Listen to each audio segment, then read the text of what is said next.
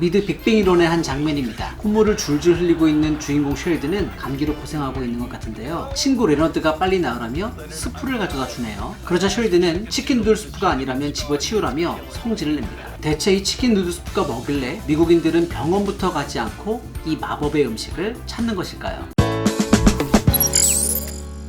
오늘의 이야기는 미국과 한국의 의료보험 제도입니다. 미국인들이 아플 때 찾는 음식 1위 치킨 누들스 혹은 치킨 스프입니다. 미국 드라마나 영화를 많이 본 학생들은 대체로 주인공이 감기에 걸렸을 때 이 음식을 찾는다는 걸 몇 번 본 적이 있을 거예요. 실제로 미국의 여러 매체에서는 감기 걸렸을 때 대처법으로 이 치킨 스프 먹기를 많이 소개하고 있을 정도로 미국 문화에서는 어느 정도 민간요법으로 그 자리를 잡고 있습니다. 반면 한국은 어떨까요? 치킨 누들 스프는 한국으로 치자면 닭 칼국수 정도인데 보통 친구가 감기에 걸렸을 때 많이 아프니 친구야 닭칼국수 먹어 이렇게 얘기하진 않죠. 우리나라는 보통 괜찮냐? 병원 가봤어? 주사 맞았니? 보통 이렇게 얘기하잖아요. 이렇게 아프면 병원부터 가라고 잔소리를 듣는 게 일상인 이 한국인과는 달리 실제로 미국 사람들은요 잘 병원에 가지 않아요. 그 이유는 미국과 한국의 의료보험의 차이에 있습니다. 의료보험 혹은 건강보험은 기본적으로 우리가 아플 때나 예기치 못한 사고를 당했을 때 발생하는 의료비용을 지불해주는 제도죠. 의료보험의 목적은 국민의 직접적인 의료비용 부담을 줄여서 사람들이 효과적으로 치료받을 수 있게 하고 더 나아가 저소득층과 같이 의료 서비스가 필요한 사람들의 병원비 부담을 사회적으로 분산시키는 시스템입니다. 미국의 경우에는 많은 의료기관들이 대부분 사설기관에 의해서 운영되고 있는데 이른바 의료민영화. 이게 뭐냐? 한마디로 의료보험이 국가가 아니라 사기업에 의해서 운영되고 있다는 것입니다. 개별 기업이 운영하고 있기 때문에 이 의료보험을 들기 위한 조건이 상당히 까다롭고요. 개인의 소득이나 건강 상태에 따라 그 보험료도 천차만별입니다. 특이하게도 미국에서는 이 보험회사와 병원들이 계약을 체결하고 파트너십을 형성합니다. 그러니까 예를 들어서 A보험을 들었어도 이 보험회사가 C병원과 만약에 계약 체결이 안 돼 있잖아요. 그러면 환자는 이 병원에서 치료를 받지 못하거나 어마어마하게 큰 비용을 부담해야 될 수도 있다는 얘기인 겁니다. 모든 병원이 전부 의료보험에 가입된 우리나라 한국에서는 상상조차 할 수 없는 일입니다. 그럼 우리와 미국의 의료보험료는 얼마나 차이가 날까요? 보통 보험료를 계산할 때 본인이 내는 것과 회사가 내는 것을 같이 계산하는데요. 보시다시피 우리나라는 1년 278만원 정도를 내고요. 그리고 미국은 2,470만원 정도를 지불하게 됩니다. 물론 우리나라와 미국을 절대 비교하는 건 힘들어요. 보시다시피 1인당 국민 총소득은 약 2배 차이가 납니다. 자, 그러면 소득은 2배 차이가 나는데 보험료는 거의 10배 차이가 나는 것이죠. 이것만 봐도 우리와 미국이 얼마나 많이 차이가 나는지를 알 수가 있는 것입니다. 자, 이렇게 본다면 미국인들이 비싼 병원비뿐만 아니라 비싸고 까다로운 의료보험이 부담스러울 수밖에 없겠죠. 결국 미국인들은 크게 아프지 않다면 병원에 가지 않는 경향이 생겼고 감기에 대한 여러 가지 민간요법의 일종으로 앞서 언급한 치킨 누들 스프가 사랑받고 있는 거고요. 하지만 진짜 문제는 정말로 크게 아플 때 생깁니다. 이 정도로 부담스러운 보험료를 냈을 때 거의 모든 병원비와 약값이 커버되느냐?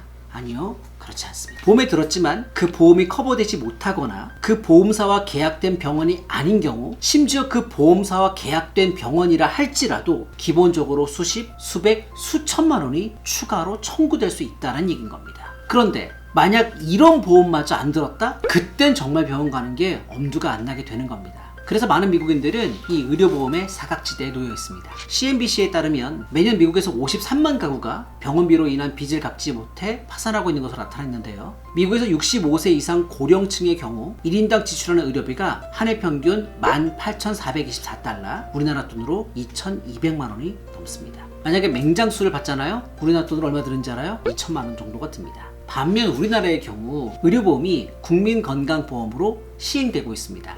운영 주체는 미국과 달리 국가고요. 가입 대상자에 제한이 없습니다. 또한 다른 나라에 비해 보험료가 상당히 낮은 편이죠. 이와 더불어 우리나라의 모든 병원은 당연지정제라는 것을 통해서 건강보험공단과 계약을 맺고 있는데요. 덕분에 우리는 아플 때 병원에서 치료를 받으면 병원비의 상당 부분이 환자 개인이 아닌 건강보험공단에 청구되는 거예요.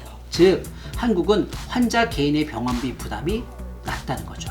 여러분 감기 걸려서 병원 가보셨죠? 얼마 정도 나오던가요? 보통 진료비와 약값 다 합쳐서 2만원 이내로 해결할 수 있지 않았나요? 암 환자의 경우 본인 부담금이 총 비용의 5%밖에 안 됩니다. 그러니까 100만원짜리 항암 주사를 맞아도 자신이 내는 돈은 5만원이라는 거죠. 이렇게 보면 한국의 의료보험은 상당히 환자에게 유리한 제도라는 것을 여러분도 알 수 있겠죠? 게다가 우리나라 병원의 의료 서비스는 세계적으로 보면 정말 수준이 높은 편에 속합니다. 해외 여러 의사들이 한국에 와서 연수를 받을 정도로 우리나라의 의료 수준, 기술, 장비나 병원들은 전 세계 탑급입니다. 뿐만 아니라 효율적인 시스템을 통해 진료 또한 신속하게 이루어집니다. 간단한 위 내시경 정도는요, 아침에 진단을 받으면 당일 오후에 가능한 경우도 많습니다. 우리나라 국가번호가 뭔지 아시죠? 82. 정말 빨리빨리 날아갔습니다.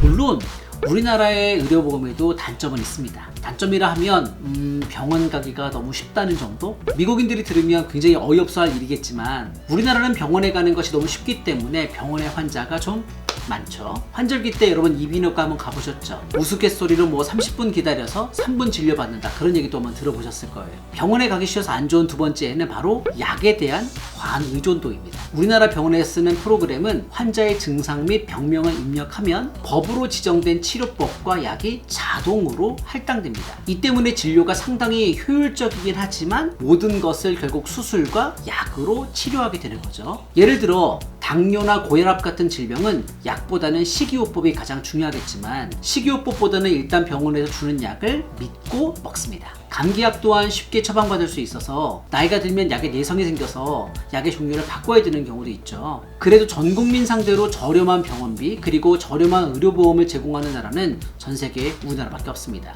미셸 오바마도 한국의 의료보험에 대한 극찬을 아끼지 않았을 정도인데요. 우리나라의 이 체계적인 의료 시스템은 이번 전 세계를 강타한 코로나19 사태에서 그 빛을 발하였습니다. 무엇보다도 한국은 코로나19에 대한 개인 치료비 부담이 없습니다. 건강보험에서 80%를 부담하고요. 국가에서 약 20%를 부담하기 때문에 환자 개인에게 청구되는 치료비는 0원.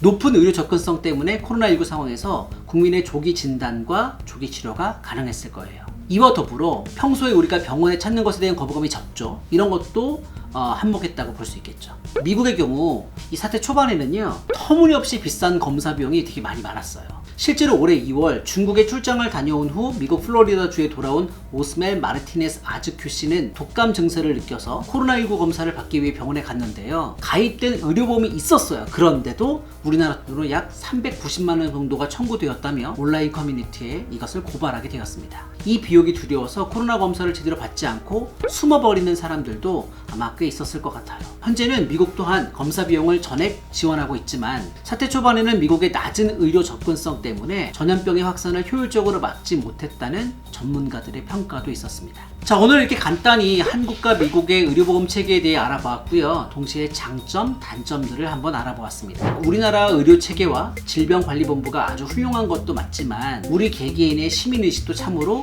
중요하다고 느끼는 요즘입니다. 여러분 모두 손 열심히 씻고 또 사회적 거리두기 잘하고 계시죠? 6월 5일부터 정부가 여름용으로 나온 얇은 비말 차단용 공적 마스크를 500원에 공급하고 있습니다. KF94가 너무 더운 친구들은 참고해서 덥다고 마스크 안 쓰면 안 되고요. 요거 꼭 써주시기 바랍니다. 서로 배려하고 도우며 우리나라와 전 세계가 코로나19를 이겨내길 기원하며 오늘 영상은 여기까지 하겠습니다. 안녕.